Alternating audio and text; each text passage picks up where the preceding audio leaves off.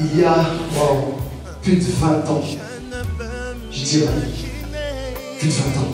Alléluia. Et il m'a rappelé et m'a parlé de certains détails. Donc des choses que j'ai vues, des choses que j'ai expérimentées et des choses aussi que j'ai aimées. Il y a 15 ans, j'ai expérimenté la bergerie, comment ça se passe.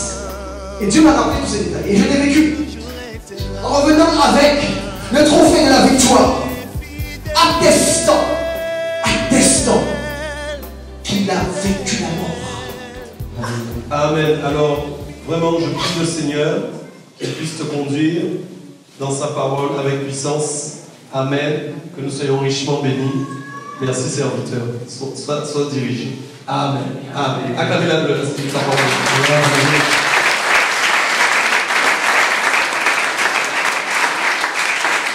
Amen. Est-ce que tout le monde va bien? Amen. Est-ce que vous allez vraiment bien? Amen. Amen. Alléluia. Je bénis vraiment Dieu pour cette opportunité qu'il me donne. Et je remercie aussi le pasteur de la confiance, pour les conseils et pour la formation, vraiment. Et je prie le Seigneur qu'il puisse se glorifier tout simplement ce soir au milieu de nous. Amen. Je crois que Dieu veut nous parler. Alléluia.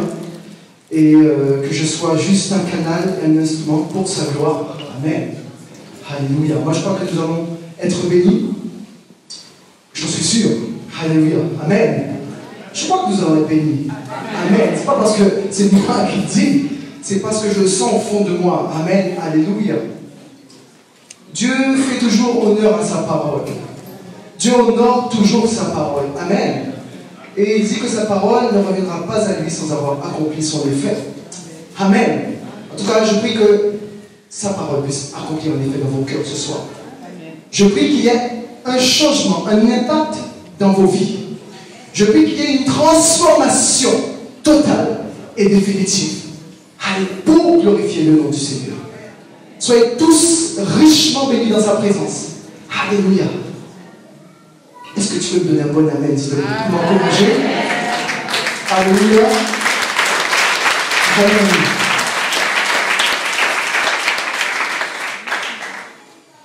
Est-ce que tu peux dire à la personne qui est à côté de toi, cher disciple? Sois convaincu. Sois convaincu quand tu dis ça qu'il est vraiment un disciple. Tu dis, cher disciple, avec honneur et respect, cher disciple.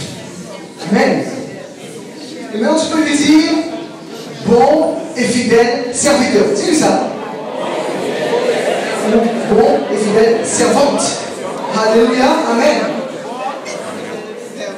En fait, même si ce n'est pas le cas, nous prophétisons, nous déclarons les choses. Amen. Nous déclarons les choses qui n'existent pas encore. Peut-être pas. Ou pas, n'est-ce pas? En tout cas, nous annonçons les choses, nous déclarons les choses. Pourquoi? Parce que nous avons reçu dans cette église une onction prophétique. Nous allons déclarer les choses. De la part du Seigneur, non de notre part, mais de la part du Seigneur. Parce que nous croyons que si nous suivons l'éternel Dieu, si nous suivons son chemin, moi je crois que nous serons tous en sécurité dans la bergerie. Alléluia. Gloire à Dieu. Amen. Soyez tous bénis. Donc je vais commencer par une introduction. C'est vrai que le Seigneur m'a amené sur une expérience que j'ai vécue il y a plus de 20 ans. Je dirais plus de 20 ans. Alléluia. Et il m'a rappelé et m'a parlé de certains détails. Donc des choses que j'ai vues, des choses que j'ai expérimentées et des choses aussi que j'ai aimées. Gloire au Seigneur. Gloire au Seigneur. Amen. Alléluia.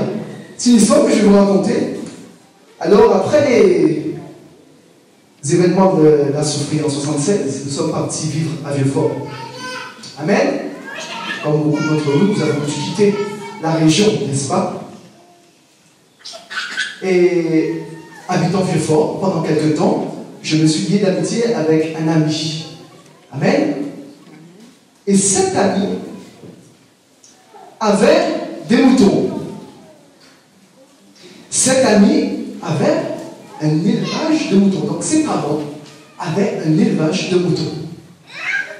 Et en fait, Dieu me révélait petit à petit ce qui se passait, ce que j'ai vécu. Et je trouve ça extraordinaire. Le rappel de ces souvenirs, j'en ai parlé très récemment, brièvement, mais Dieu m'a rappelé d'autres détails.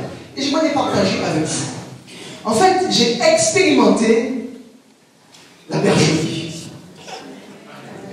Il y a 15 ans, j'ai expérimenté la bergerie. Comment ça se passe? Et Dieu m'a rappelé tous ces détails. Et je l'ai vécu. Et je vais partager ça avec vous si vous voulez bien. Amen. Ça sera un peu l'introduction, voilà, du message ce soir. Amen. Alléluia. Alors, bien naturellement, comme nous avons en charge cette bergerie, donc pendant les vacances, surtout, ils ont en charge de prendre soin des moutons. Donc il y avait quelques têtes, je ne me rappelle plus, peut-être une dizaine. Et en fait, ce que nous devions faire, nous devions ouvrir l'enclos le matin, amen, et les emmener là où l'herbe était la plus abondante et la plus verte. Là où les branches aussi étaient les plus touffues. Amen. Est-ce que vous me suivez? Amen. Donc ça se faisait très très très tôt le matin. D'accord? Vous direz quelle heure, je ne m'en rappelle plus. Et puis le soir, avant la tombée de la nuit, nous devions aller les chercher. Mais ce qui était très surprenant, voyez-vous, c'est que lorsque nous les détachions et que nous étions très loin, des fois plusieurs centaines de mètres de la maison, elles partaient d'un bond. Elles partaient d'un bond. Et c'était vigoureuse, elles étaient fortes. Et dès bond, elles nous dépassaient. Et elles arrivaient directement à la bergerie. Elles arrivaient directement à la bergerie. Dans l'enclos, c'est un petit enclos, hein, tout à fait modeste pour l'époque. Il n'y avait pas beaucoup de moyens à l'époque. Amen. Et ensuite, des fois nous les entendions le soir, ou des fois nous devions aller regarder si tout se passait bien le soir. Voir si il n'y avait pas de bêtes chiens qui rôdaient, etc. Et puis, je me suis rappelé. En fait, je les ai vus, je les ai même vus, j'ai même revu ces souvenirs. C'était incroyable. Et c'était juste là, les unes, côte à côte. Côte à côte. Elles ne disaient rien. Elles ne disaient vraiment rien. Elles ne bougeaient pas. Elles étaient juste là, disciplinées, l'une à côté de l'autre. Et puis chaque jour, le matin, nous devions ouvrir l'enclos pour qu'elles aillent goûter. Et tous les soirs, avant la tombée de la nuit, nous devons les faire entrer dans l'enclos et vérifier que l'enclos était bien fermé. Et en fait, cette vision, cette expérience même que j'ai vécue, est un peu, et surtout, ce que Dieu attend de son Église. Parce que quand Dieu aussi parle de son Église, il parle aussi d'enclos, il parle de bergerie.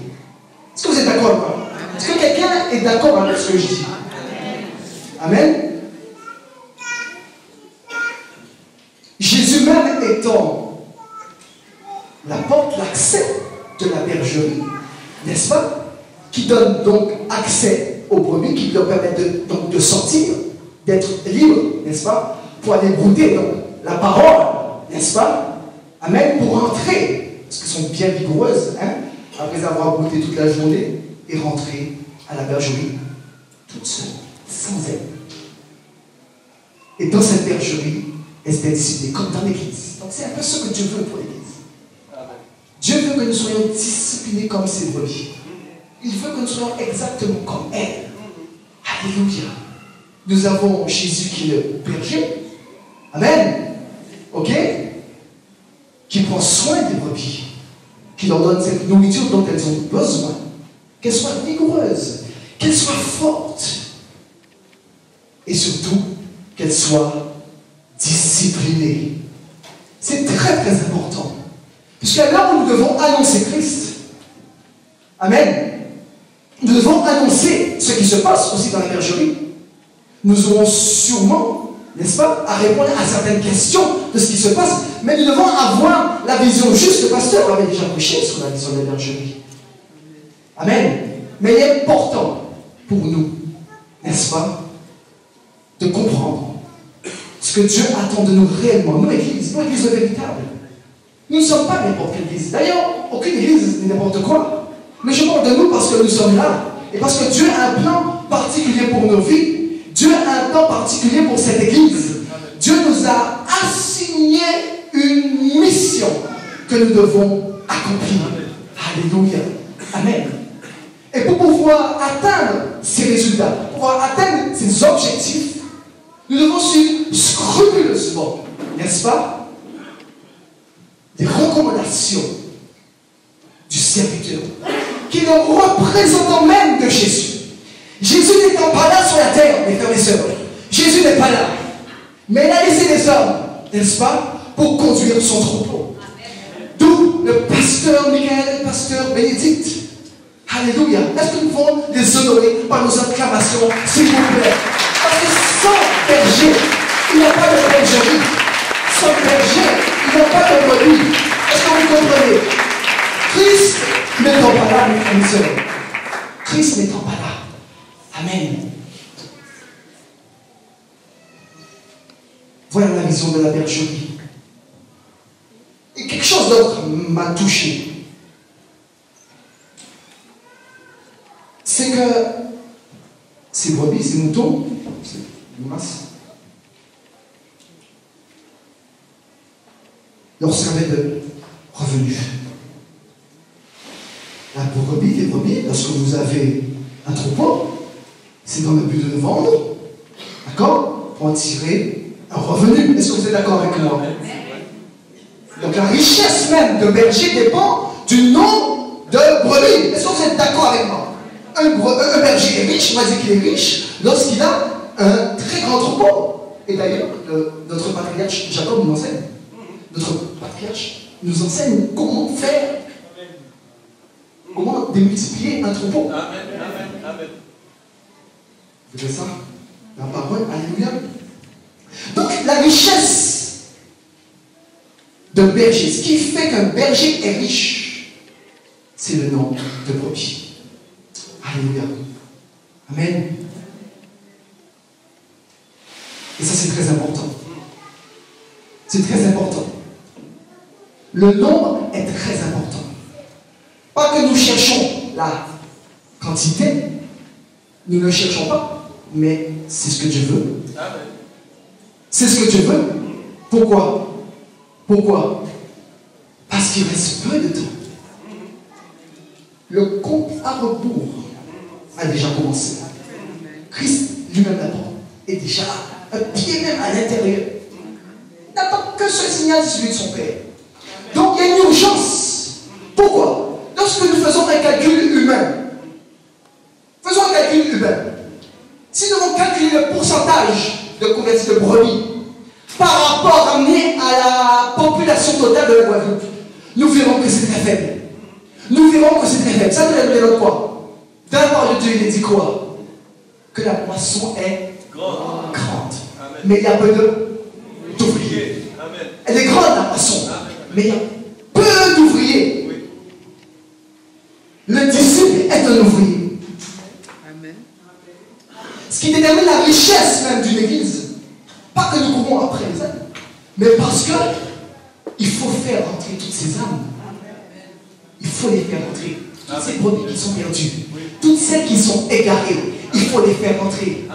Alors que même nous-mêmes, nous sommes en sécurité, n'est-ce pas? Est-ce que vous êtes d'accord avec moi?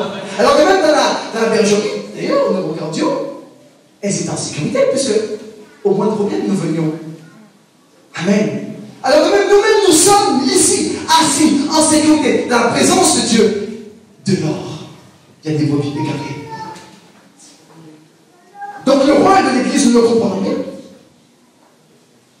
c'est d'aller chercher les âmes. La moisson est grande. Amen. Mais il y a peu d'ouvriers. Mais qui dit ouvrier parle de qualification. Ce qui détermine un ouvrier, c'est sa qualification. Il faut qu'il soit qualifié dans ce domaine. Si tu n'es pas qualifié, etc., tu ne pourras pas, comment dirais-je, accomplir la mission qui t'a été mandatée. Est-ce que tu comprends? Donc, ta qualification, c'est ta discipline. Si tu n'es pas discipliné, tu ne pourras pas maîtriser ton domaine. Alléluia. Donc, tu as besoin d'être comme ces brebis dans la bergerie, discipliné, ordonné. L'Église de Christ, elle est ordonnée. Elle est ordonnée. Tout est à sa place. Chacun dans son rôle. Amen. Alléluia. Amen. Chacun avec son talent. Chacun avec son don. C'est ce qui fait la richesse même de l'Église. C'est ce qui fait la richesse. Amen. Alléluia. Amen. Alors même que nous parlons d'accès et de porte, Jésus même est à la porte. Mais lorsqu'il mourut à la croix, il s'est passé quelque chose. Sa mort a ouvert un accès. La mort de Jésus-Christ a ouvert un accès. Il est dit dans la parole que le voile s'est déchiré. Le voile qui nous séparait de Dieu s'est enfin déchiré pour nous donner un libre accès au lieu saint, donc à la présence de Dieu, qui est symbolisé par son royaume et l'Église. Est-ce que tu me suis? Le voile s'est déchiré. Et nous avons accès à travers Jésus-Christ. Accès à la présence de Dieu. Accès à Dieu. Accès au lieu saint. Et à tous les privilèges qui sont affectés. Tous les privilèges. Donc Jésus-Christ, oh Jésus-Christ, il nous introduit auprès de Dieu. Amen. C'est la raison pour laquelle il a formé des disciples. Amen. Pour pouvoir leur enseigner cela. Pour pouvoir leur enseigner les rudiments, les règles, les lois du royaume de Dieu. Amen. Alléluia. Et notre récompense, puisque nous visons des récompenses, le salut, nous ne courons plus après le salut, le pasteur a tant répété. Nous visons les récompenses. Est-ce que tu peux dire, je veux une récompense? J'ai pas l'impression que tu en veux une récompense. Je veux une récompense. De toute façon, si vous n'en voulez pas, c'est que c'est pas normal non plus. C'est pas normal que vous n'ayez pas de récompense. Les choses sont faites. Nos enfants, nous récompensons. Nous-mêmes, nous sommes récompensés. N'est-ce pas? Alléluia. Donc la récompense, elle est normale. C'est pour ça que Dieu veut nous la donner. Mais nous avons besoin d'être disciplinés. D'avoir la maîtrise du sujet. De connaître parfaitement les rouages du royaume. Nous devons cerner. C'est pour ça que l'école est nécessaire. C'est pour ça que Jésus-Christ a pris les 12 et les a formés. Il a créé une école. L'école des 12. Amen. Et les a formés pendant 3 années. Alléluia. Le voile s'étant déchiré prophétiquement, les 2 rideaux de part et d'autre nous le démontrent. Le voile s'est déchiré pour donner accès à la parole qui est affichée. La parole qui est affichée. La parole qui est affichée. Le voile s'est déchiré. C'est prophétique. Le pasteur n'a pas décidé de lui-même, tiens, je fais une église comme ça. Il lui fallait le modèle, il a reçu le modèle. Donc tu es un modèle. Nous savons que les choses visibles sont tirées de l'invisible. Oui, oui. Amen. Amen. Alléluia. Gloire au Seigneur. Amen. Alléluia.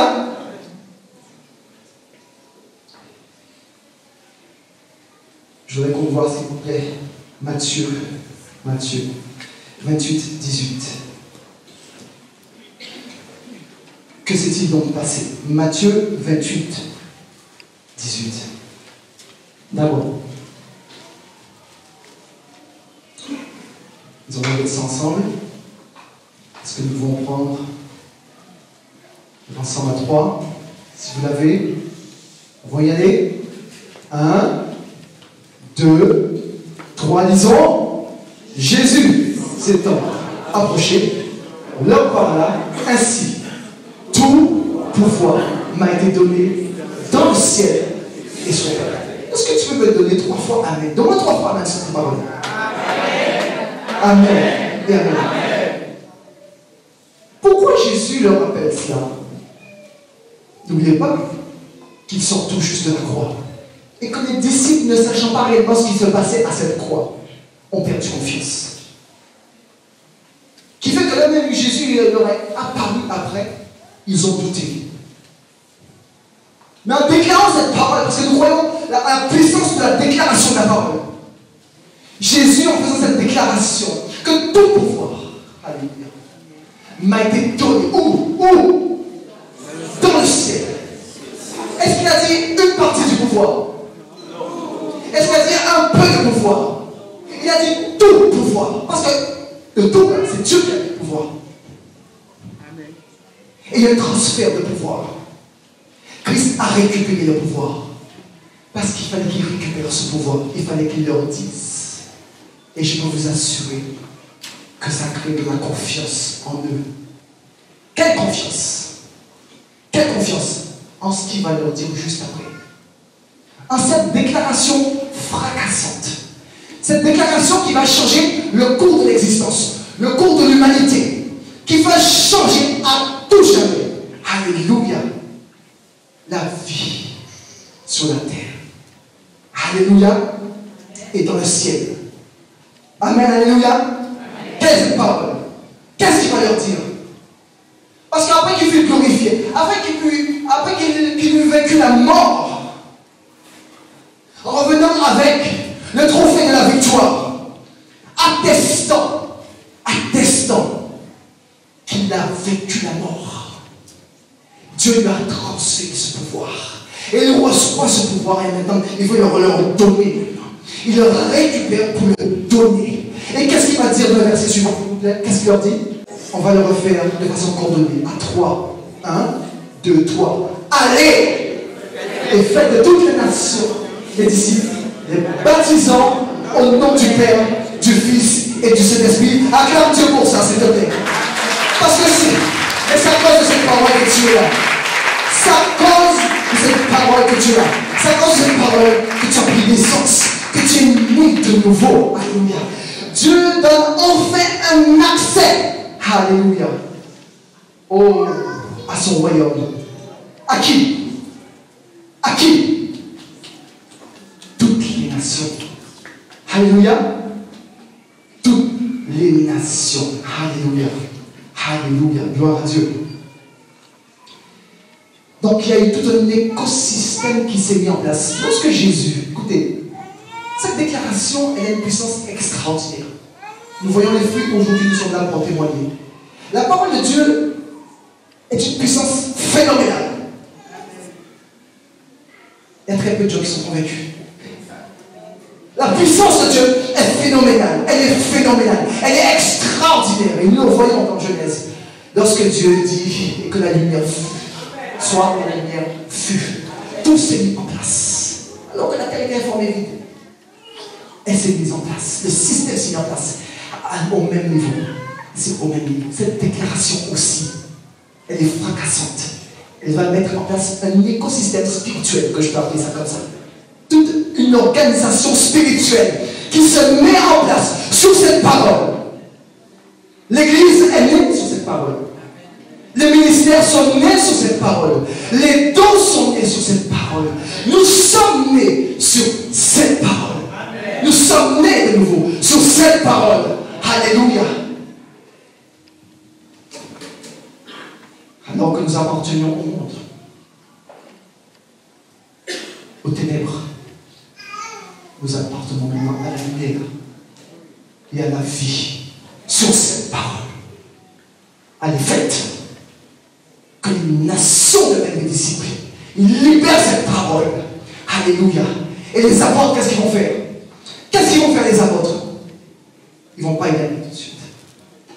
Ils ne vont pas y aller tout de suite. Ils ne peuvent pas y aller tout de suite. Il n'est pas possible qu'ils y aillent tout de suite.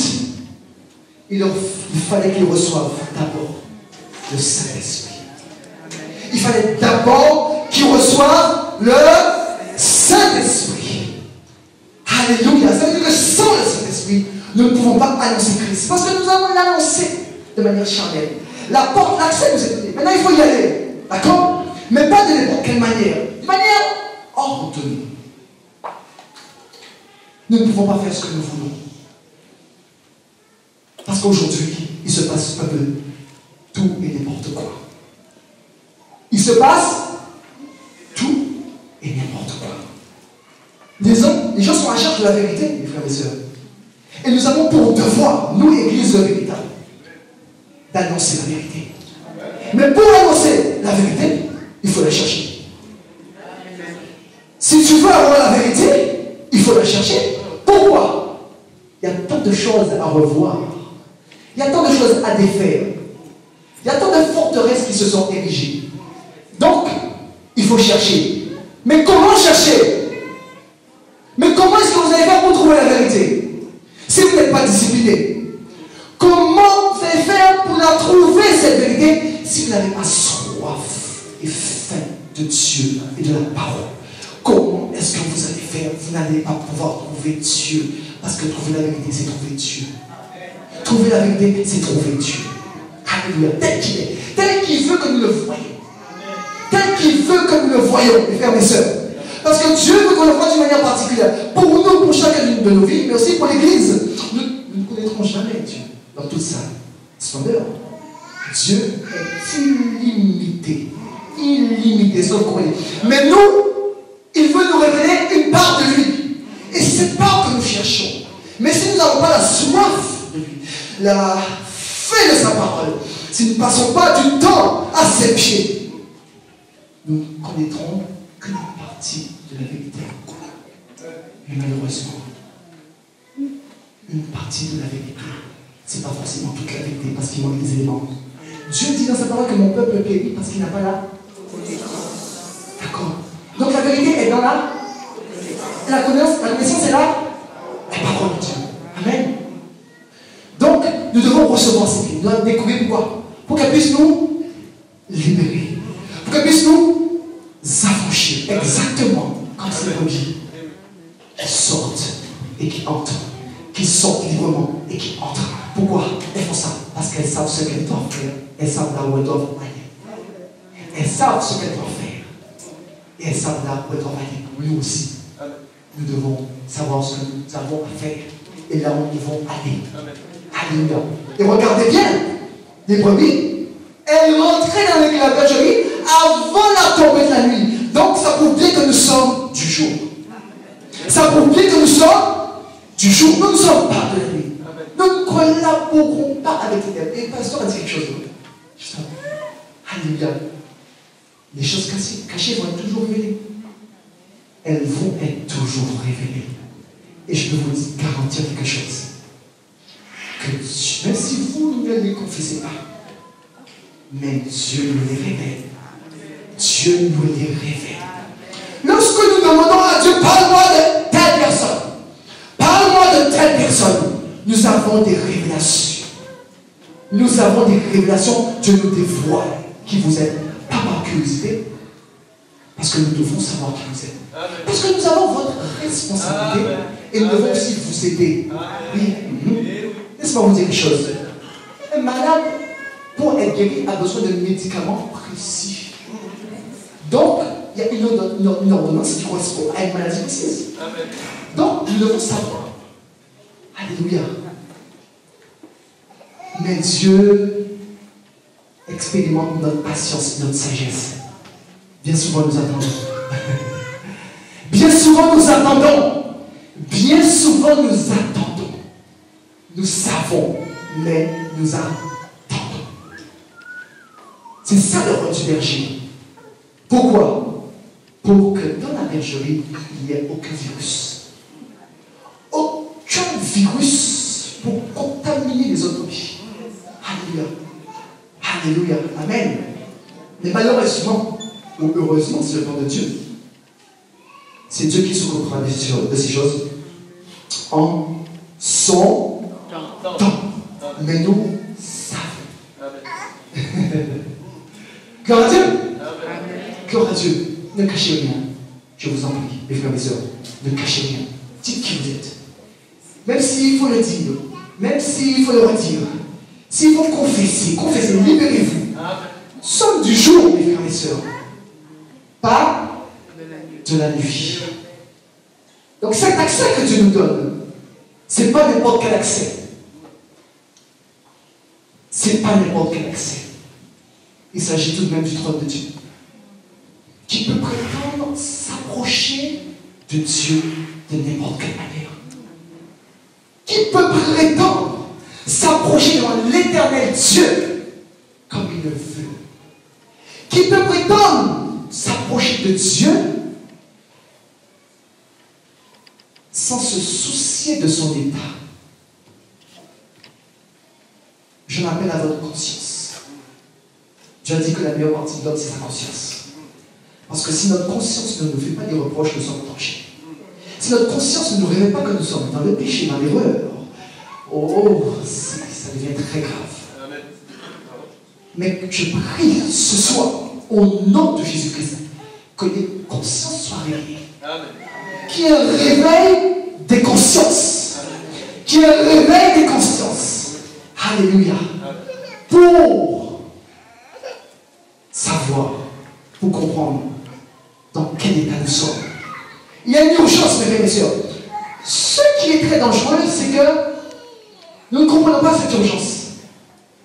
Vous savez, nous vivons toujours avec cette idée en tête. J'ai encore des choses à faire, on a le temps, on a le temps. Mais Dieu nous met du temps. Et nul ne sait ce qui va se passer demain. Est-ce que tu peux dire à quelqu'un à côté de toi, tu ne sais pas ce qui va se passer demain? Dis ça à la personne. Tu ne sais pas. Et voilà une donnée. Malheureusement, cette donnée, vous l'oubliez trop facilement. Et on l'oublie trop facilement, je m'inclus dedans. Nous l'oublions.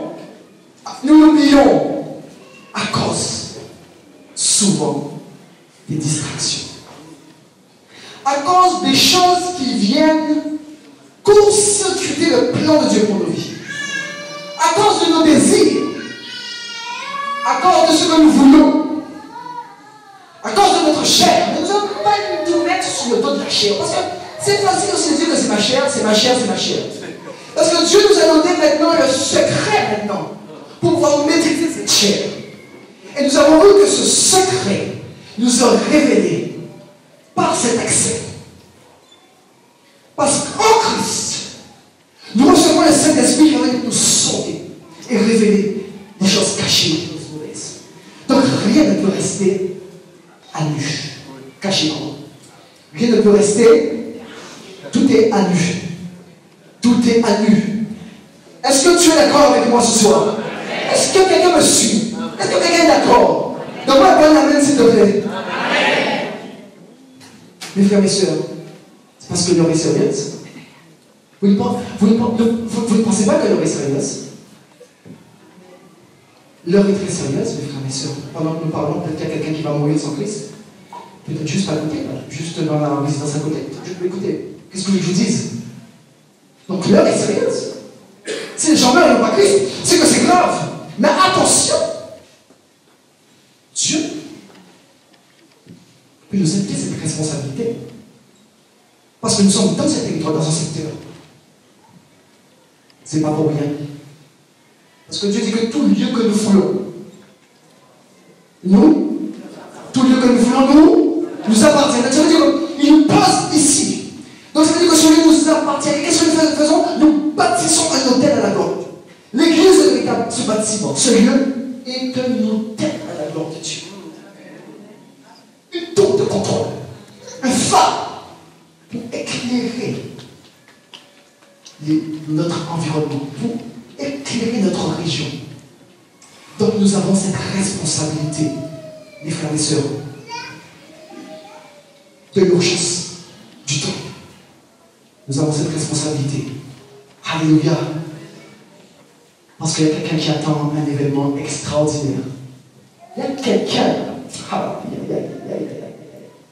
Il y a quelqu'un qui attend un événement extraordinaire. Il y a quelqu'un qui est déjà prêt. Il nous dit qu'il est assis à la droite de Dieu. Sa position même montre qu'il est prêt.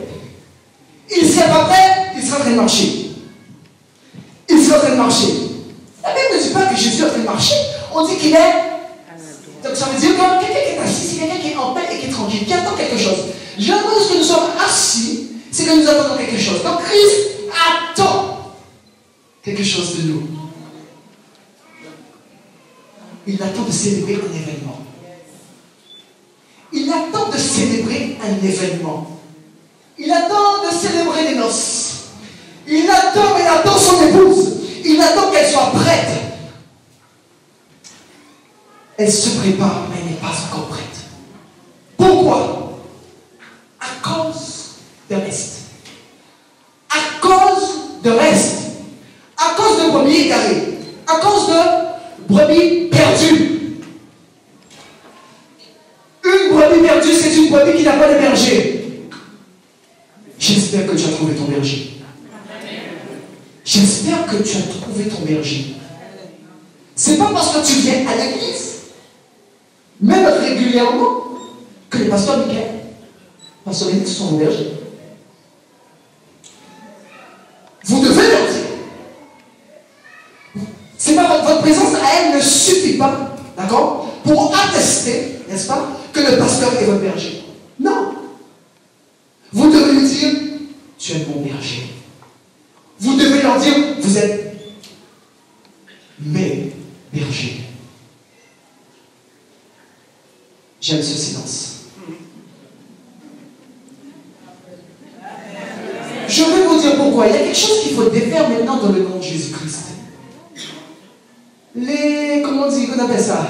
Les week-ends spirituels. Je vais ici, je vais là, je vais ici, je vais là. Sans attache à un berger.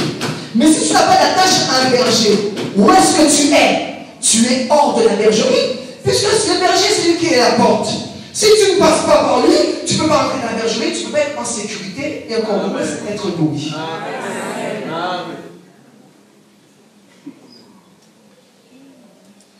Il ne suffit pas de venir à l'église pour dire que oui, on est un pasteur. Il n'est pas votre pasteur. Il n'est pas votre pasteur. Vous devez le dire. Vous devez prendre rendez-vous avec lui.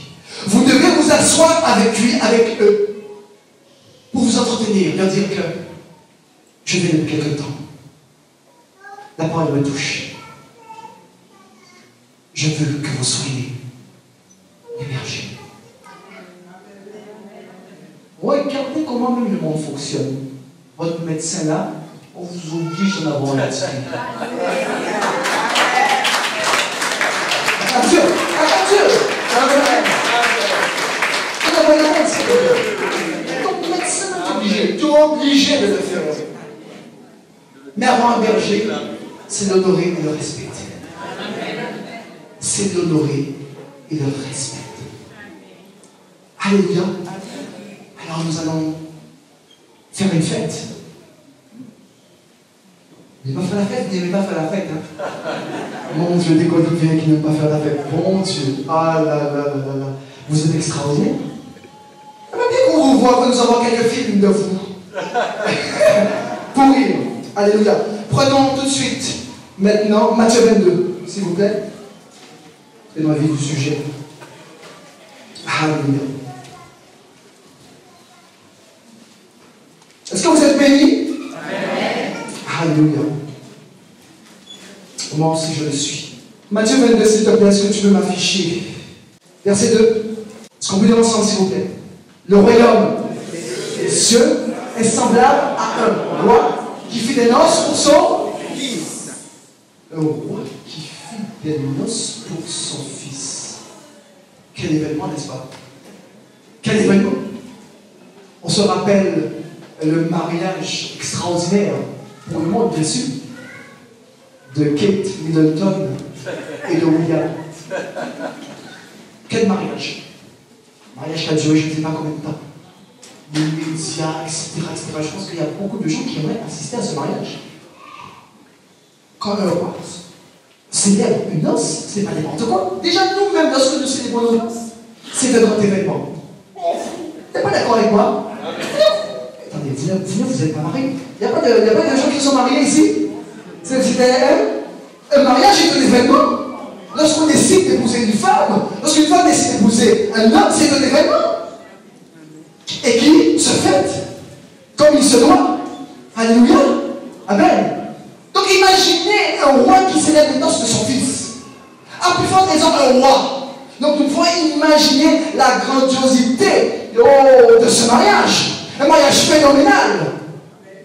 Je suis sûr que si le roi devait vous inviter, si la reine Elisabeth vous envoie une invitation, alors mon Dieu, je sais que vous ne dormez pas, etc. Vous allez afficher ça sur Facebook, etc. Vous allez venir dingue. Ça va être impossible. Oui, j'étais en selfie avec tout le monde à Buckingham Palace. Je ne sais pas où ça s'est fait, etc. Hein? N'est-ce pas? Oui ou non? Oui ou non? Oui ou non? C'est un événement. J'ai pas l'impression que les gens sont humains. Parce qu'ils sont plus humains. Ils sont devenus spirituels tout d'un coup. Hein? Tout d'un coup. Incroyable. En tout cas, moi, je serais très honoré et très content d'y assister. Et j'aurais fait des selfies aussi. Voilà. Amen. Alléluia. Donc, un roi qui fit des noces pour son fils, quelque chose de grandiose, d'extraordinaire. Donc, il préparait ses noces. Et qu'est-ce qu'il est dit ensuite au verset 3? Il envoya ses serviteurs appeler ceux qui étaient invités aux noces, mais ils ne voulurent pas. Alors le roi, en personne, vous adresse une invitation. Et vous déclinez l'invitation. Déjà, lorsque vous déclinez l'invitation d'un mariage, même de vos parents, de vos amis, c'est quelque chose. C'est d'imaginer ça. Les gens disent ça comme un affront. Est-ce que vous êtes d'accord pas? Est-ce qu'il y a une église vivante ce soir? Est-ce que vous êtes présents? Si on vous invite à un mariage, et quand vous dites que vous n'y allez pas, les mariés, même vous vivez ça comme un affront. Parce que pourquoi? Parce qu'ils tenaient à ce que vous soyez là. C'est quand même un événement qui se fait avec ceux qu'on aime. C'est un événement qu'on fait avec ceux qu'on aime. Alléluia. C'est un affront, vous vous rendez pas compte? En plus, le mariage du fils du roi, vous vous rendez bien compte? Et vous dites non, vous ne voulez pas y aller. Et c'est d'imaginer le roi dans sa fureur, ce qu'il peut penser. C'est d'imaginer Dieu qui prépare les épousailles de son fils Jésus-Christ. Et qui vous donne cette invitation. Et vous lui dites, non, l'Éternel, cela ne m'intéresse pas. Comment est-ce qu'il prendrait? Comment est-ce qu'il le prendrait? Et pourtant, l'invitation que Dieu nous donne ne cesse d'être renouvelée. Elle ne cesse d'être renouvelée. C'est-à-dire qu'à chaque fois que tu es dans la présence de Dieu, à chaque fois que tu es dans la parole, à chaque fois que tu es dans un culte, dans une réunion, l'invitation est renouvelée et formulée différemment. C'est une invitation. Ce soir même, c'est une invitation. Dieu nous invite à fêter, n'est-ce pas, les épousailles de son fils. Alléluia. Et pourtant, nous refusons l'invitation. Nous refusons l'invitation. Je prie au nom de Jésus que personne ne puisse refuser l'invitation du roi, de Dieu, dans cette église. Au nom de Jésus-Christ. Tous les messages sont dits de manière différente. Vous savez pourquoi? La patience de Dieu. Parce que Dieu essaye de toucher votre cœur de cette manière. Il essaye de toucher votre cœur d'une autre manière. Donc, il est en train de chercher un accès dans votre cœur. Il cherche un accès. Donc, il tourne autour de vous. Donc, c'est vous là. Alors, un mardi, il vient ici. Il va frapper là. Le vendredi, il va frapper là. Le samedi, il va frapper là. Dans la parole, il va frapper là. Il cherche. On dit qu'il frappe à la porte du cœur. On dit qu'il frappe. Il frappe. Quelqu'un qui frappe, c'est quelqu'un qui a envie d'entrer. Quelqu'un qui frappe, c'est quelqu'un qui a envie d'entrer. Donc, il a envie d'entrer. Il insiste.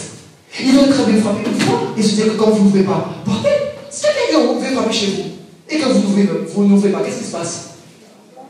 N'est-ce pas? Mais Jésus ne part pas. Amen. La patience et l'amour de Dieu. La patience et l'amour de Dieu. Je dis dans sa parole que la patience, c'est le salut des hommes. Donc Dieu est long à la colère, mais riche en bonté. Sa patience n'a pas de fin.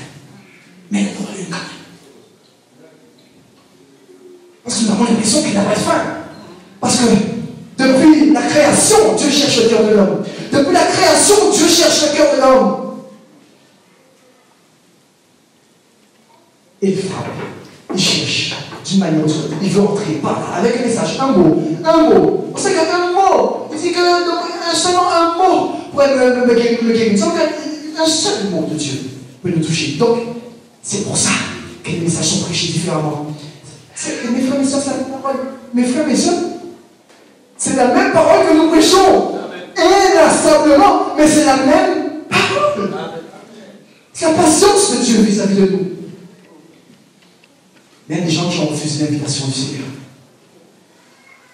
J'espère qu'à partir de ce soir, si tu étais un habitué de refus et de refus des invitations, si pour toi, même lorsqu'on t'invite à une noces, tu as dû de refuser, ça ne t'intéresse pas, pour X raisons. Là, il ne s'agit pas d'une invitation de quelqu'un, etc. Déjà là, même c'est problématique. Il s'agit d'une invitation de Dieu. Une invitation à célébrer quoi? Des noces. Mais il dit quelque chose. Il envoya donc pas n'importe qui. Les gens qui sont à son service. Donc, il envoya donc ses disciples. Il envoya donc ses disciples. Alléluia. Il dit qu'il envoya ses serviteurs, mais ils ne voulurent pas venir. Amen. Est-ce qu'on peut prendre en parallèle un message? Romains 11. Je vais vous expliquer de qui il s'agit. Quels sont ceux qui ont refusé l'invitation, son invitation, à ce moment-là? On peut dire à 3, 1, 2, 3. Je dis donc, est-ce pour tomber qu'ils ont bronché? Loin de là. Mais par leur chute, le salut est devenu accessible aux païens afin qu'ils fussent excités à la jalousie. Amen.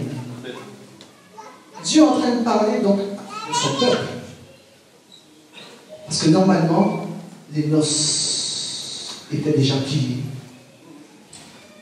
La liste des invités, d'accord, était déjà faite. Il n'y avait plus de place pour d'autres invités. Et cette invitation ne concernait que le peuple juif, le peuple élu de Dieu. Amen. C'est le peuple de Dieu qui devait participer à ces noces. Mais Dieu dit à cause de leur chute, à cause de leur endurcissement, à cause de la dureté de leur cœur, il a permis que nous, païens, nous soyons là ce soir, participants. Alléluia, le salut nous est accordé. Alléluia. Regardez même, vous ne, c'est tellement banal pour vous, le salut m'est accordé. Vous n'acclamez même pas. Il faut peut-être que je vous dise, acclamez cette parole. Mais je suis en train de vous dire que nous n'étions pas sur la liste. Non, c'est ça en fait le problème. C'est que nous n'avons pas la conscience. Notre problème, il est là. Trop de préoccupations et pas suffisamment centrées sur ce qui est essentiel. Ce qui est essentiel, c'est ce qui est nécessaire à la vie. Le salut, c'est ce qui est nécessaire à la vie. Donc cette invitation que Dieu a donnée, c'est une invitation à la vie, mes frères et mes sœurs. À la vie. Ça ne vous parle pas. Ça veut dire que si nous mourons, nous serons près de Dieu. Alors qu'au départ, initialement prévu, le plan initial de Dieu, ce n'était pas ça. C'est que nous étions considérés comme une nation moins insignifiante. Laisse-moi vous dire, qu'est-ce qui se passe à l'époque? Les liens là, elles viennent, Jébusiens, etc. Tous les peuples ennemis d'Israël et Dieu. Qu'est-ce qui se passait? Ils étaient passés au fil de l'épée. Mais qu'est-ce que vous croyez? Vous croyez que Dieu est passé au fil de l'épée? Attention, femmes, enfants, bétail, ils prenaient tout ce qu'ils avaient. Même des enfants, on va vous dire ça aujourd'hui. Oh mon Dieu, je suis offusqué. Oh, des pauvres enfants, mais comment on peut faire ça? Si le Seigneur était si bon. Et pourtant, c'était la réalité. Je vais vous dire, ça c'est Dieu. Ça, posez la question à Dieu. Mais nous étions destinés à passer au fil de l'épée. Nous étions destinés à passer au fil de l'épée. Donc nous comprenons aujourd'hui pourquoi nous devons être dans la joie. À cause de la grâce, à cause de la porte, à cause de l'accès en Christ qui nous permet d'être auprès de Dieu. Mais ça, malheureusement, nous ne le rappelons pas suffisamment. Nous l'oublions. Pourquoi? À cause de quoi? Nous allons voir tout de suite à cause de quoi? Nous allons voir à cause de quoi? Alors, qu'est-ce qu'il dit? Avant? Afin qu'ils fussent excités à la jalousie. Ça veut dire que maintenant, Dieu, il nous utilise, nous, pour ramener son peuple juif. Non, mais vous ne comprenez pas quoi? Est-ce que vous vous rendez compte de ça? Est-ce que on va calmer Dieu comme ça? Nous étions destinés à mourir. Tous. À cause du bon cœur du peuple d'Israël, Dieu nous accorde maintenant le salut et il nous utilise, nous, pour que les Israélites, les Juifs, pardon, soient jaloux. C'est-à-dire, comment ça se fait qu'ils ont notre Dieu? Comment ça se fait que c'est notre Dieu, ils servent notre Dieu? Mais ça les rend jaloux, mais ça va les rendre fous. Mais c'est pour ça, c'est le peur de Dieu, c'est Dieu même qui le dit. Donc Dieu nous utilise comme un instrument pour ramener son peuple juif. Regardez la double mission que nous avons. Regardez la double mission. Regardez la double, nous avons deux missions. Dans la mission, il y a deux missions. Celle d'annoncer Christ à tous et celle de ramener le peuple élu de Dieu. Alors si ça c'est un privilège, qu'est-ce que c'est? Si ça c'est pas une invitation, dites-moi ce que c'est. Mais nous sommes trop compliqués. Mais moi je prie au nom de Jésus cet esprit de compliqué, là, tu sais, de trop de tralala. Hein? Vous savez, l'évangile c'est simple. L'évangile est simple. Vous savez pourquoi? S'il n'était pas simple, il ne parlerait pas d'enfant. Si l'évangile n'était pas simple, il ne parlerait pas d'enfant. Ça veut dire que l'enfant doit comprendre l'évangile. Il a un cœur pour comprendre l'évangile. Mais c'est simple. Alléluia. On revient, est-ce qu'on peut revenir à Matthieu 22, verset 4. Voilà ce que Dieu fait aujourd'hui. C'est exactement ça. Voilà exactement ce que Dieu fait aujourd'hui. C'est ce qu'il fait aujourd'hui. Qu'est-ce qu'il fait aujourd'hui? À 3. 1, 2, 3. Il envoya encore d'autres serviteurs en disant, dites aux conviés, voici, j'ai préparé mon festin, mes bœufs et mes bêtes grasses sont tués, tout est prêt, venez au noces. Il insiste. Non seulement les gens, son peuple refuse, les gens refusent l'évangile, mais Dieu insiste, il insiste. C'est pourquoi nous aussi, nous devons insister. Que la condition soit favorable ou non, il faut insister. Et un jour, nous verrons le fruit. Peut-être qu'on est en train de parler de Dieu à quelqu'un. D'accord? Ne vous découragez pas. Vous devez insister. Ma maman en est témoin. Elle est là. Maman, lève ta main. Lève ta main, on puisse voir ta main. Elle est là, ma maman. Des années.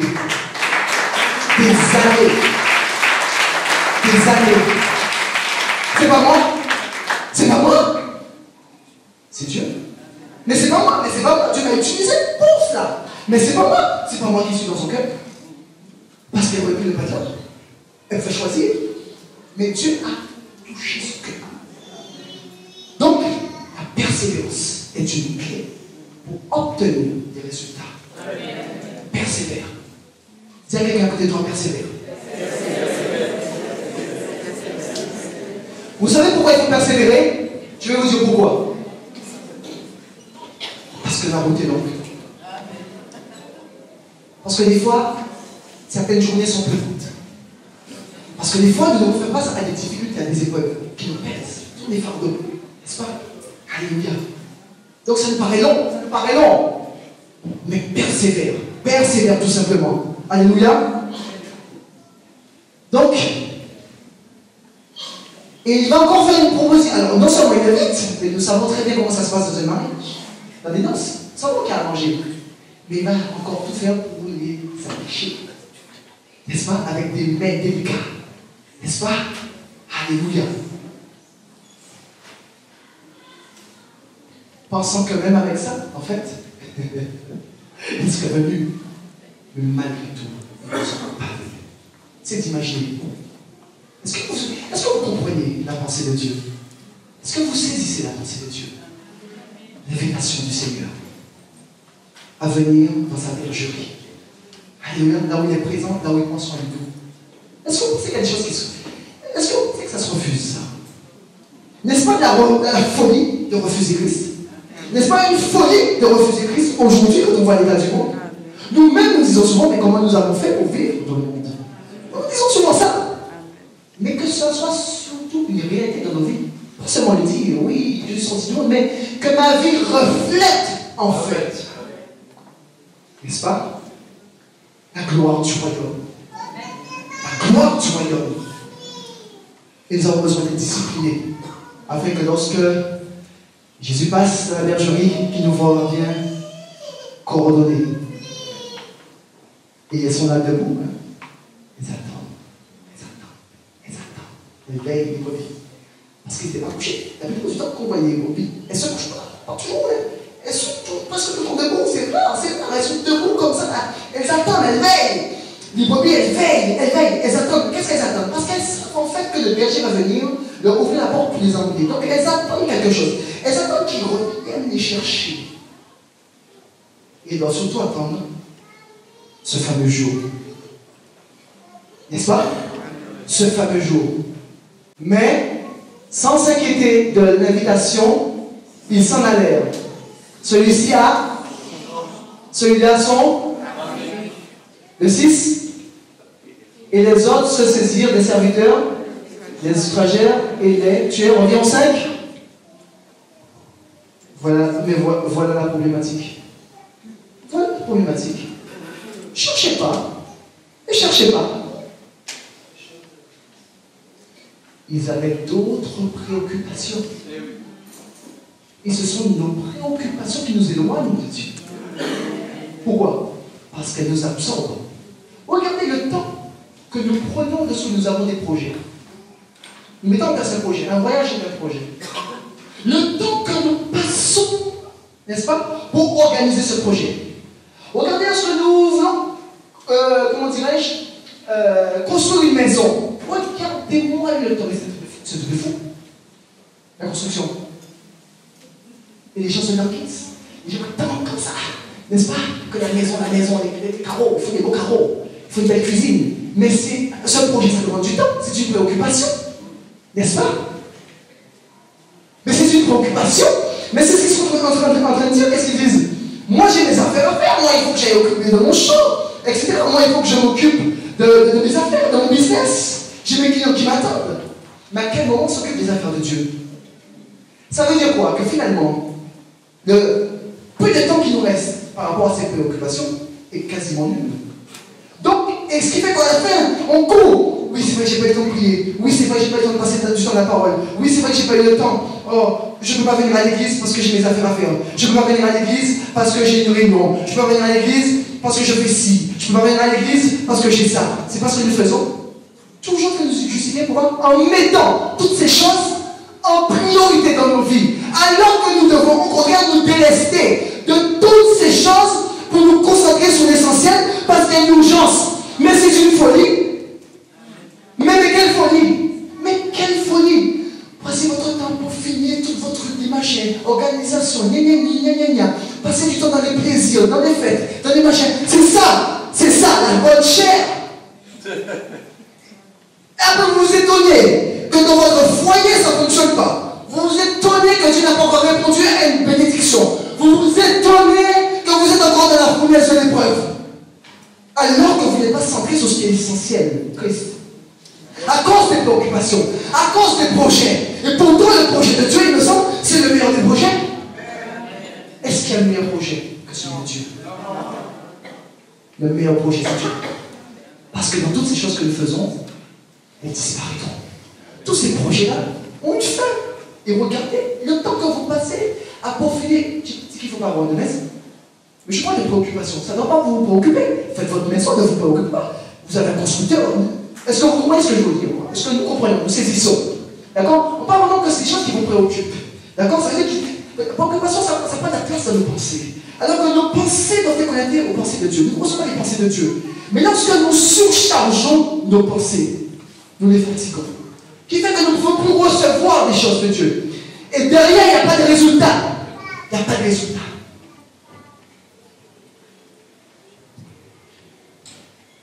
Que le Saint-Esprit prenne le contrôle total de toutes nos pensées. Que toutes nos préoccupations sont sur le Seigneur. Ça veut dire que vous devez dégager du temps. Vous devez vous dégager. C'est pas l'église à vous calquer sur votre planning. C'est votre planning que vous devez calquer sur le planning de l'église. Oui, je vous remercie. Voilà, par raison. Ils avaient mieux à faire que l'invitation. Est-ce que tu saisis la pensée de Dieu? Amen. Amen. Et voilà, c'est ça. C'est le non-renoncement. Je ne renonce pas à mes projets. Je ne renonce pas à mes plaisirs. Il faut que j'aille faire du sport. Mon sport, c'est important. Il faut que j'y aille. Il faut que je fasse ceci. Il faut que je fasse cela. Il faut que je prenne des cours de chant. C'est bien, soit des cours de chant. Mais lorsque vous comprenez, on ne peut pas faire plus en 24 heures. Mes frères et sœurs, on ne peut pas faire plus en 24 heures. La part que nous devons donner à Dieu dans une journée, d'accord, elle est vraiment, comment dirais-je, inexistante. En 24 heures.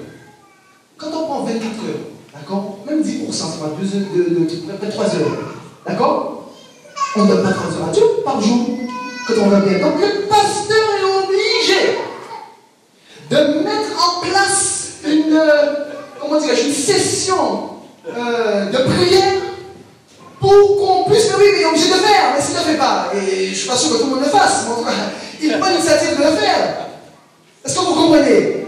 Pour nous faire comprendre que le temps, n'est-ce pas, que nous devons donner à Dieu, n'est-ce pas, il faut le faire. C'est une urgence pour nos vies. Ne vous plaignez pas que ça ne fonctionne pas dans votre foyer. C'est-à-dire que ma femme est ceci, mon mari est cela, mon boulot, ça ne fonctionne pas. À cause de quoi? À cause du temps que vous ne donnez pas à Dieu.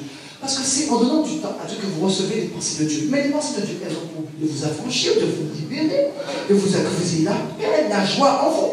Mais si vous n'avez pas ces ingrédients, comment vous pouvez le donner à votre conjoint? Comment est-ce que vous pouvez donner ça à votre conjoint? C'est un aiguille dans l'aiguille, mais c'est fini après. Et puis ça s'enflamme. Mais il faut bien que vous soyez à la présence de Dieu, que vous recevez maintenant la pensée de Dieu, n'est-ce pas? Alléluia. La parole de Dieu en vous pour vous transformer, pour que vous soyez agréable. Agréable. Y a-t-il un homme qui est agréable avec son épouse? Y a-t-il une épouse qui est agréable avec son mari? Je dis ça comme ça, ça dit comme ça. Sinon, tu connais toutes choses. Est-ce que vous êtes agréable avec vos conjoints? Est-ce que vous êtes tout le temps en train de vous plaindre? Silence. Ça quoi ça? Ne pensez pas parce que vous venez à l'église. C'est pas. Mes frères et sœurs, le travail que le boulot que vous devez faire, c'est chez vous. C'est pas l'église que vous devez faire le job.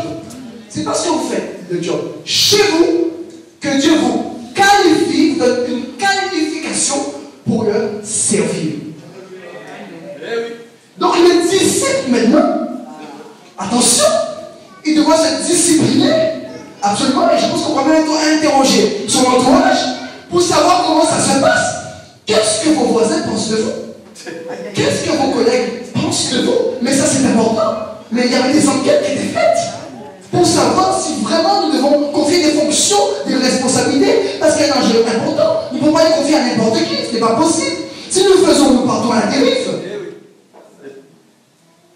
Si quelqu'un peut servir le Seigneur, qui est une bonne tâche, qu'il serve d'abord chez lui. Alors, servir, est-ce que tu es un bon époux? Est-ce que tu es une bonne épouse? C'était une petite parenthèse. Nous fermons. Soyez bénis. Petite pensée pour les couples. Pensez pour les couples. Pensez pour moi aussi. Que je prends. Merci Seigneur. Alléluia. Donc il faut renoncer. Et il y a une corrélation. En fait, il y a un lien entre la soif et le renoncement. Il y a un lien. La soif, elle fait quoi? Quand vous avez soif, pourquoi Jésus parle de soif? Quand on parle de soif, on parle de quoi? Fanta, c'est pas ça, du vin, du whisky. Quand on parle de soif, on parle d'eau. Et vous verrez bien qu'aucun être humain ne peut rester trop longtemps sans boire de l'eau, parce que sa santé serait affectée. Donc Dieu a bien fait les choses. Si le pasteur, le Seigneur nous donne ce message, et il a soif, et il a faim, c'est parce qu'il y a une raison. Parce qu'il faut que Dieu maintenant déclenche la soif. Maintenant, je prie qu'il y ait un déclenchement de la soif dans cette église. Au nom de Jésus-Christ. Je prie que vous ayez une soif de Dieu, une faim de Dieu, qui ne se tarit jamais. Que vous soyez jamais rassasiés. Alléluia, jamais. Pourquoi? Si vous êtes rassasiés, on va vous arrêter. Il faut pas que ça s'arrête. Donc que ça soit sans interruption. Quand vous ayez soif. Et la soif avec quoi? Quand vous avez soif de quelque chose, de l'eau, d'eau. Donc ça veut dire que vous buvez beaucoup d'eau. Vous avez soif de la parole, vous êtes tout dans la parole. Mais quand vous êtes tout dans la parole, elle vient vous affranchir. Vous libérez du vieil homme. Vous libérez de vous-même. Vous libérez de votre chair. Et vous aidez à renoncer. C'est la soif qui vous aide à renoncer. Si vous n'avez pas la soif, vous ne pourrez pas renoncer. Parce qu'il faut que vous soyez tout le temps dans la parole. Tout le temps dans la parole. Pourquoi? C'est en étant dans la parole. Dieu dit que si vous demeurez dans ma parole, moi je demeurerai en vous et vous porterez du bon fruit qui sera durable. Donc, mécaniquement, quand je passe du temps dans la parole, il se passe quelque chose en moi. Ça veut dire que quoi? Ça veut dire que ma chair va être neutralisée. Ma chair va être neutralisée par la parole parce que la parole a compris l'effet. Elle est puissante et agissante. Tandis qu'elle est plus acérée qu'une lame à double tranchant. Elle vient séparer. Elle vient faire un nettoyage, une séparation. Alléluia. Une séparation. Pour nous aider à renoncer. Puisque, pourquoi? Les occupations, n'est-ce pas? Mes préoccupations, mes loisirs, mes plaisirs, ce que j'aime, que je mets avant Dieu. Il faut que Dieu nous sépare de ça. Pas que nous ne pouvons pas en avoir. Écoutez, Dieu permettra toujours que vous puissiez en avoir. N'est-ce pas? Mais je parle de que ce soit en première place dans votre cœur. Donnez à Dieu la première place dans votre cœur. Si vous donnez à Dieu, si vous êtes sincère et vrai devant Dieu, vous serez libre. Vous serez réellement affranchi. Quelqu'un n'a pas dit envie d'être libre. Je suis sûr que nous ne sommes pas tous libres dans nos pensées. Dans nos pensées. C'est là le problème. Nous ne sommes pas libres dans nos pensées. Parce que nous pensons. Pourquoi? Parce que nous ne vivons pas par la foi. Nous vivons par nous-mêmes. Nous vivons, oui, parce que le problème c'est quoi? C'est que la parole vient de ce que l'on entend. Donc c'est la parole qui nourrit la foi. Donc en fait, la foi elle s'affaiblit. Donc on ne vit plus par la foi. Mais Dieu dit qu'il veut que les justes, ceux qui est justifié, ceux qui acceptent Jésus-Christ, puissent vivre par la foi. Pas par moi. Je ne vis pas par ces choses.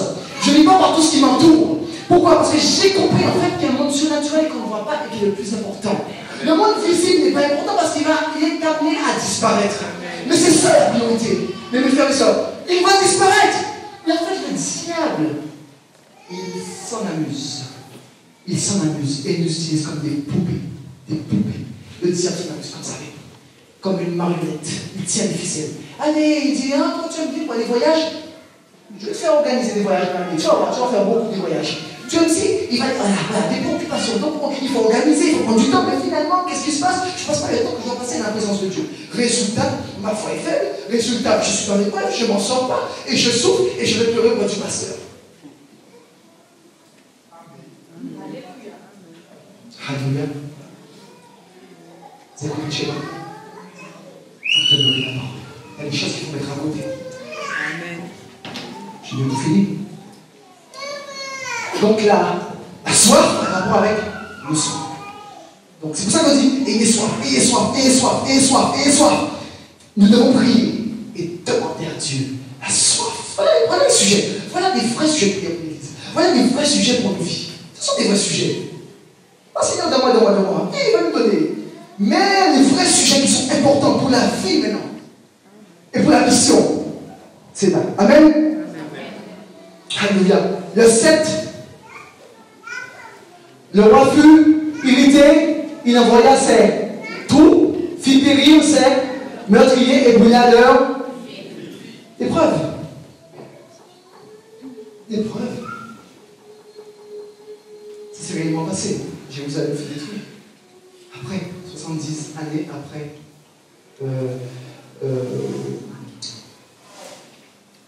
la résurrection, juste après que Jésus soit parti. Amen. Alléluia. L'épreuve. Mais c'est ce qui nous guette. Mes frères et sœurs, vous voyez quand nous avons accepté Christ et que les choses vont se passer comme ça, Dieu ne nous lâche pas. Jusqu'à temps qu'on décide qu'on ne veuille plus et qu'on tourne le monde, mais ça c'est pire. À ton cas, ça c'est pire, c'est même impensable. Alléluia. Que nous ne soyons pas dans la colère de Dieu, mais que nous soyons dans la joie de Dieu. Dieu est notre Père, il nous aime. Nous sommes ses enfants et nous sommes là comme fils et filles. Alléluia. Il ne veut pas être en colère contre nous. Vous croyez que c'est vivable d'être dans une maison et qu'il y ait de la colère entre des fils et des pères, des filles et des pères, des mères, des fils? Dieu ne veut pas ça. Dieu ne veut pas ça, mes frères et mes sœurs. Alléluia. Donc l'accès en Dieu nous permet, en fait, aujourd'hui, de comprendre l'importance de saisir cette invitation, même seulement de l'honorer. Amen. Le 8. Alors il dit à ses serviteurs, les noces sont, mais les conviés. Parce qu'il me semble qu'il n'y a pas de noces sans invité, ce serait bien triste. En plus, les noces de bois, ce serait bien triste, vous ne pensez pas? Imaginez que vous-même, vous faites des noces et qu'il n'y a personne. C'est quand même triste. Moi, je pense que des fois, c'est triste. Il y a des gens qui vont se marier à Las Vegas, ok? D'accord. Mais on voit le résultat après. C'est une parenthèse, hein? Mais nous avons envie de partager la joie des noces. Parce que c'est une belle fête. Si Dieu prend cet exemple de noces, d'époux, d'épouse, c'est parce qu'il sait à quel point c'est important pour nous. À quel point nous-mêmes nous les affectionnons sur la terre. Nous sommes toujours contents d'être dans des noces. Et d'ailleurs, nous attendons les prochaines ici avec beaucoup d'impatience. Amen. Amen. Nous attendons les prochaines noces ici avec beaucoup d'impatience. Et beaucoup d'autres. Et beaucoup d'autres. Amen. Amen. Donc, il envoya, alors, le 9, allez donc dans les et appelez aux noces tous ceux que vous trouverez. Voilà l'offre gratuite de l'évangile. Voilà l'offre gratuite de l'évangile. L'accès est ouvert. L'accès est ouvert. Alléluia. Il dit allez, conviez, appelez, allez dans les carrefours. Et puis, symboliquement, nous ne sommes pas dans les carrefours. Et qui est en train de s'agrandir, parce que je pense qu'il y a la connexion via Belfond, sûrement. Donc, écoutez, nous ne sommes pas dans les carrefours. Pourquoi les carrefours et les chemins? Parce que c'est là où il y a plus de personnes. En fait, Dieu est en train de dire, vous devez aller là où il y a du monde. Là où il y a du monde. C'est sur le chemin qu'on croise des gens. Vous ne pensez pas? Et encore plus dans les carrefours, puisque les chemins se croisent d'une direction à une autre. Alléluia. Amen. Donc allez-y, annoncez donc dans les carrefours et appelez aux noces tout ce que vous trouverez. Et nous sommes là parce que nous aussi nous avons répondu à l'invitation du Seigneur. Nous avons répondu à cette invitation. On nous l'a donné. Quelqu'un est venu nous parler de Christ, des bienfaits du royaume. Alléluia. Et nous avons dit oui, je veux. Oui, je veux. Je veux faire partie. Je veux faire partie. Alléluia. De ces noces. Alléluia. Amen. Le 10. Ces serviteurs allèrent dans les chemins, rassemblèrent tous ceux qu'ils trouvèrent, méchants et bons. Et la salle des noces fut pleine. Donc, il a envoyé quoi? Qui trouvèrent, tout ce qu'ils trouvèrent, méchants et bons. Ça, c'est intéressant. Bien souvent, nous avons notre propre appréciation de qui nous allons annoncer Christ. Mais tiens, cette personne, il a annoncé Christ. Celle-là, plus celle-là. En fait, l'offre, elle est pour tout le monde. Attention! Attention! Il n'y a pas de distinction, méchant et bon. Pour tout le monde. Et bien souvent, nous nous tracassons avec des gens pour qui nous annonçons l'évangile depuis très très longtemps. Ça ne veut pas dire qu'ils ne vont pas venir. Alors que peut-être la personne à qui vous deviez parler de Christ serait arriver beaucoup plus rapidement. Parce que nous avons une appréciation charnelle des choses. Oui, il est bien, elle est bien, je crois que, etc. C'est pour ça que celui qui doit annoncer Christ doit être équipé du Saint-Esprit. Le Saint-Esprit, c'est un équipement qui donne du discernement, n'est-ce pas? Pourquoi? Pour limiter les erreurs, tout simplement. Parce que le Saint-Esprit, c'est lui qui nous aide à faire la volonté de Dieu. Sans le Saint-Esprit, nul ne peut plaire à Dieu. Amen? Donc, tous, d'accord? Le roi entra pour voir ceux qui étaient à table, et il aperçut là un homme qui n'avait pas revêtu un habit de noces. Waouh! Il faut à la acte d'un égout, car il faut. Mais attention, mais ce que je vous dis là, c'est pour parler de l'urgence. Ce n'est pas une invitation que je vous enverrai la semaine prochaine, le mois prochain. C'est une invitation imminente. Ça veut dire que c'est pour l'instant même. Ça veut dire que je vais là, j'entends quelqu'un, je remets l'invitation. Donc c'est un peu ça. Il envoie les serviteurs, ça peut arriver. Il voit quelqu'un, tiens, je remets l'invitation, le roi veut te convier aux noces de son fils. C'est maintenant, tu me suis. Et tu me suis. Donc il va. L'urgence, c'est l'urgence. C'est pour que nous puissions comprendre l'urgence. C'est tout de suite. C'est pas l'invitation d'ici. C'est maintenant, on donne l'invitation, on oublie même. On oublie l'invitation qu'on nous donne ici. Et c'est tout de suite. Tiens, je te donne. C'est pour maintenant. Viens. Ça évite bien des préoccupations. Pourquoi? Parce que ce projet-là, ça prend la place de ma tête. Je veux des dentelles comme ça sur la table. J'arrive pas à trouver. J'étais sur Internet, j'ai fait 10 sites, 15 sites. J'étais à mon chapitre. J'étais au Gosé, j'étais au moule. J'ai cherché des ballons fuchsia, mais que je ne trouve pas parce qu'il n'y a pas la forme. Je vous dis ça rigolant. Mais nous nous comprenons. Nous nous comprenons. Est-ce que vous êtes d'accord avec moi? Donc c'est une urgence sur l'instant. Je vous invite tout de suite. Vous venez, monsieur. Ça veut dire que quoi? Ça veut dire qu'ils n'ont pas le temps de. Ils n'ont pas le temps de réfléchir, mais surtout de s'habiller. Ils ne vont pas dire, écoutez, pourquoi? Parce que Dieu veut que nous venions tels que nous sommes. Dieu veut que nous venions tels que nous sommes. Il nous invite tout de suite. Toi, tu peux dire qu'il faut que j'attende, que je sois mieux, etc. Que ma situation maritale s'arrange. Tu sais, j'ai un copain, mais bon, c'est pas encore réglé, etc. Viens comme tu es. C'est Jésus qui va te changer. Donc, il y a une urgence immédiate. Donc, il te donne l'invitation. Et c'est tout de suite. Quand tu viens. Quand tu viens. Et regardez le travail des disciples. Mais quel beau travail, parce qu'il est dit que quoi? Que la salle fut remplie. Le nombre est important. Cette salle doit craquer. Mais pourquoi, tout simplement? Il y a trop de gens dehors qui bénissent. Il faut bien qu'ils en aient. Donc s'il faut que nous soyons cognés les uns aux autres, on va pousser, tirer les chaises, on va rajouter d'autres chaises. C'est pas grave. Ce qui compte, mes soeurs, c'est pas notre confort. Vous êtes trop beaux, vous êtes trop mignons, vous êtes parfumés. Du coup, je vous vois, je dis, ils sont extraordinaires, ces gens. Vous êtes trop, voilà, c'est ça le problème. C'est ça. Donc je vais à mon culte. Voilà, je pense à ça. Et d'ailleurs, vous devrez plus regarder votre cœur, préparer votre cœur plutôt que de préparer votre robe. La robe est importante, bien sûr, mais le cœur est plus important. Je vais au culte, c'est qu'est-ce que Dieu va me dire? Seigneur, je veux mon cœur, c'est vrai que bon, j'ai besoin de toi, il faut que je change. C'est ça l'attitude de celui qui veut chercher. C'est pas celui qui dit, bon, quelle robe il faut que je mette? Soit des dressés, le dressé fait 5 mètres. Tu tires des trucs, les chaussures rouges avec le machin, le sac bleu, le machin, et puis tu arrives à l'église. Bonjour, salut. J'ai pas dit qu'il ne faut pas être bien vêtu parce qu'il faut honorer Dieu. Je suis en train de vous dire tout simplement, et c'est très bien que vous soyez comme ça, il faut que vous preniez soin de vous, parce que ça me fait de la peine que si vous venez comme un Cosette. Des misérables, hein? Des misérables. Non, c'est juste une petite parenthèse. Non, mais si vous vous dites que la chose la plus importante, mes frères et messieurs, c'est votre cœur. Quand vous venez à Christ, à l'église, c'est votre cœur, c'est votre cœur. De toutes les façons, laissez-moi vous dire quelque chose. Dieu voit votre cœur, il ne va pas voir votre robe. Il ne va pas voir votre robe. En passant, vous êtes vraiment beau. En passant, vous êtes vraiment beau. C'est bien, c'est bien. Mais la priorité, non, la priorité, c'est bien. Il faut être beau, il faut être élégant. C'est important pour Dieu. Mais c'est le cœur. D'accord? C'est le cœur? Est-ce que vous êtes d'accord avec ça? Et, alors, oui. Donc il y en avait un homme qui n'avait pas revêtu un habit de noces.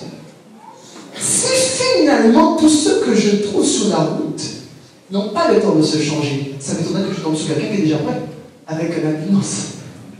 Surtout un lundi, ce serait un peu bizarre, n'est-ce pas? D'accord? Donc je ramène, ok? Et quand maintenant le roi arrive, on peut regarder au 12. Il lui dit, mon ami, comment es-tu entré ici sans avoir un habit de... Cet homme eut la bouche fermée. Qu'est-ce que tu peux dire? Toi qui penses que tu viens à l'église tous les dimanches. Toi qui as une apparence pieuse, tu loues, tu adores. Waouh! Tu es extraordinaire. Tu nous impressionnes. Nous sommes impressionnés. Et pourtant, Dieu est en train de te dire, pourquoi tu n'as pas mis ta robe? Parce qu'en fait, c'est Dieu qui habille. C'est Dieu qui habille. Ça veut dire que Dieu a donné un habit. C'est lui, en fait, c'est le roi qui a donné l'habit. Donc c'est Dieu, en fait, ça symbolise Dieu, et c'est Dieu qui a donné l'habit. L'habit, la robe blanche. La robe blanche. Celle qui nous justifie. En fait, c'est celle-là.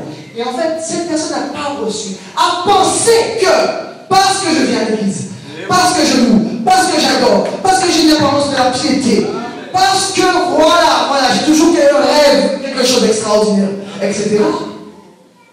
C'est pas tous ceux qui diront Seigneur, Seigneur. C'est pour ça qu'il dit qu'il y aura beaucoup de pleurs et de grincements. Ce message en épichant-là, cette semaine, c'est capital, frères et sœurs, pour entrer dans la dimension dans laquelle Dieu nous transporter.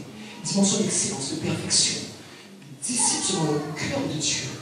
Alléluia. Des disciples selon le cœur de Dieu. Des disciples selon le cœur de Dieu. Pas un disciple que moi j'ai décidé d'être. Il y a trop de gens qui veulent être des disciples, mais en fait qui ne sont pas des disciples.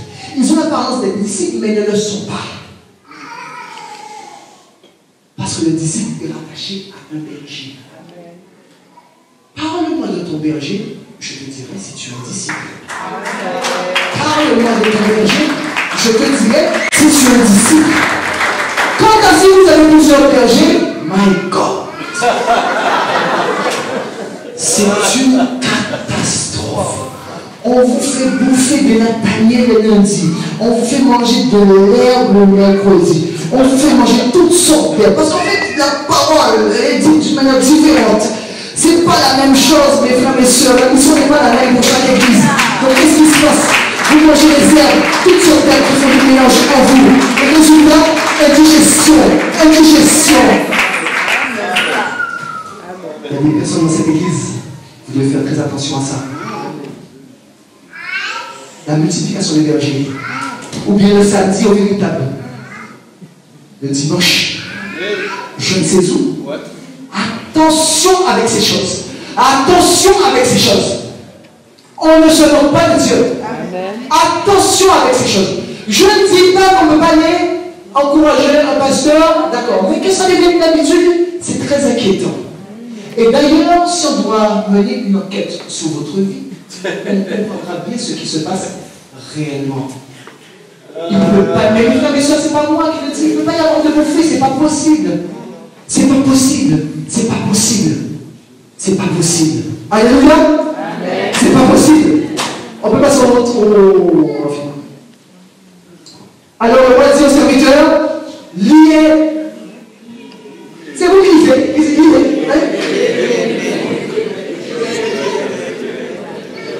Donc j'ai rien compris, c'est pas grave. Alors, le roi dit au serviteur, liez-lui les pieds et les mains et jetez-le dans les ténèbres du hors de la bergerie où il y aura des grincements et des loups. En dehors de la bergerie, il y a des loups. Amen. Et vous faites dévorer par le loup. C'est ça. Le Seigneur me dit que vous faites dévorer par le loup. Parce que vous n'êtes pas dans le cœur. Parce que vous avez de sincérité, d'honnêteté dans le cœur. C'est ça le problème. C'est profond. Hein? C'est profond. C'est profond. Le jugement. Voilà le jugement. Voilà le jugement. Donc, un disciple a un berger. Un berger a des disciples. Mais il y a du boulot. La moisson est extrêmement grande. Alléluia. Et il y a peu d'ouvriers. Mais je crois que ce soir, tu connais les cœurs. Sa parole a touché quelqu'un. C'est sûr à 100%. La parole a touché le cœur de quelqu'un. Moi, je crois que quelqu'un même va décider de s'engager ce soir. Je crois que quelqu'un même va décider de passer par les eaux du baptême. Je crois que quelqu'un même qui n'était pas convaincu va être convaincu. Je crois que quelqu'un va être transformé. Les autres, que Dieu vous fasse grâce. Que Dieu vous fasse grâce et vous aide. Tout simplement. Soyez tous et toutes bénis dans le nom de Jésus-Christ. Est-ce qu'on peut acclamer Dieu? Est-ce qu'on peut donner la gloire à Dieu? La gloire nous revient. À lui, à nous seul. Il est Dieu, il est l'éternel. Il parle, il est vivant. Et il nous aime. Il nous révèle, nous sommes ses enfants. Il veut prendre soin de nous. Il veut nous dire ce soir, ton invitation-là, honore-la. Honore-la. Soyez bénis dans Jésus-Christ. Amen. Ok, acclame le Seigneur. Amen. Acclame le Seigneur.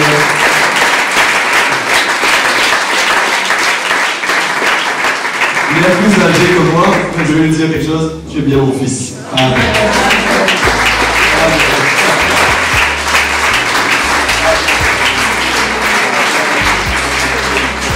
Et oui, alléluia. Ça sont des choses que l'esprit humain ne peut pas comprendre. Et oui, je suis plus jeune que lui, biologiquement parlant. Amen. Mais dans le surnaturel, Dieu ne voit pas les choses de la même manière. Il est mon fils. C'est comme ça. C'est comme ça. C'est ainsi. Et lui, il est bien le fils parce que nous avons le même Amen. Amen. Maman, le Seigneur bénisse ton ministère. Sois vraiment au courage. Merci. Acclamons pour la parole de Dieu. Moi, j'aime les choses incorrectes à dire du Seigneur. Je ne sais pas si tu m'as compris. Ah, ça c'est bien ça. L'incorrectement à dire du Seigneur. Pas ce qui est correct pour nos yeux et pour nos oreilles. Amen. Mais ce qui nous dérange. Je sais que tu as dit des choses ce soir. Aïe, aïe, je t'écoutais. Je dis aïe, aïe, aïe. Il est en train de mettre son pied dans des choses là. Il va se faire des ennemis ce soir. Il est en train de se faire des ennemis. Mais si tu es en train de te faire des ennemis, c'est que tu es en train de suivre la route de Paul. Voilà. Voilà. Et oui. Moi, c'est ça. Moi, je ne suis pas là pour être ami avec vous. Désolé. Mais alors, Christ a bien parlé de ça. Ah, avant d'appeler les disciples ses amis, lisez la Bible, vous verrez comment. Il ne les a pas appelés amis, hein, tout de suite. L'ami, c'est quelqu'un de particulier. C'est quelqu'un vraiment de particulier. L'ami, il connaît la volonté du Père. Il connaît la volonté du Père. Il la met en pratique dans sa vie. Alléluia. Alors, je ne sais pas si c'était prophétique, mais tu as parlé de travaux. Oui, alléluia, tu peux commencer. Vous pouvez. Tu as parlé de travaux. Il a dit quoi à Belfond, c'est ça? Belfond qui rejoint Morin? Ouais, ça doit être ça. C'est prophétique, puisque comme j'habite à Belfond, il faut que j'arrive plus vite.